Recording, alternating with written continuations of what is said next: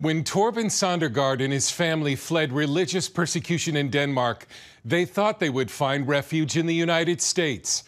They never expected the treatment they would receive from the U.S. government. Leaving Denmark with only their suitcases, Søndergaard and his family continued their ministry, the last Reformation, in the United States. Then last year, Immigration and Customs Enforcement officials canceled Søndergaard's visa waiver without his knowledge and arrested him. First, authorities told him it was for charges of gun smuggling. Then it was changed to overstaying his visa. He was incarcerated in the federal wing of the Baker County Jail in McLeany, Florida, spending his first 10 days in solitary confinement. He told us he was forced to wear a red jumpsuit, which is used to identify high-risk and violent inmates, even though he has no criminal background. After 412 days in detention, more than a year, Søndergaard was deported back to Denmark, which he immediately left to reunite with his family in another undisclosed nation. Now, in his first media interview since being deported, Torben tells CBN News how shocked he was to be imprisoned in America. Shocked that it can happen. It happened. I was not prepared for it. I think the church is not prepared for it.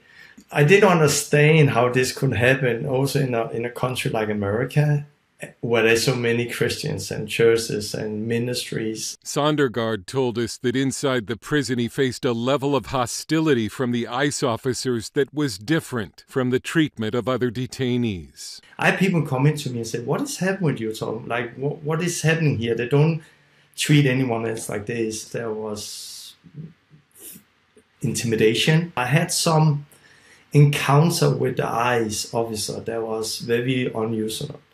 And it was very frightening to be there. And so in that way, yeah, my case was different. At a House subcommittee hearing in July, the chairman of the Border Security and Enforcement Subcommittee, Congressman Clay Higgins, accused the Biden administration of targeting and persecuting Søndergaard. Who was a legal immigrant from Denmark, came to our country legally, applied for asylum properly, had no criminal charges. He was arrested for overstay of his visa. He's been incarcerated in solitary confinement for over 1 year.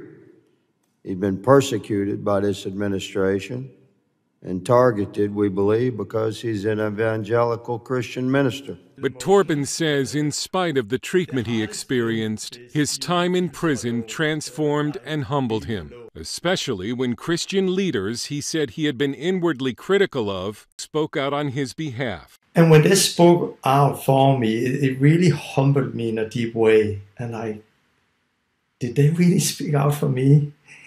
And God used that to really humble me and my wife and to show like who's our enemies and who's not our enemies.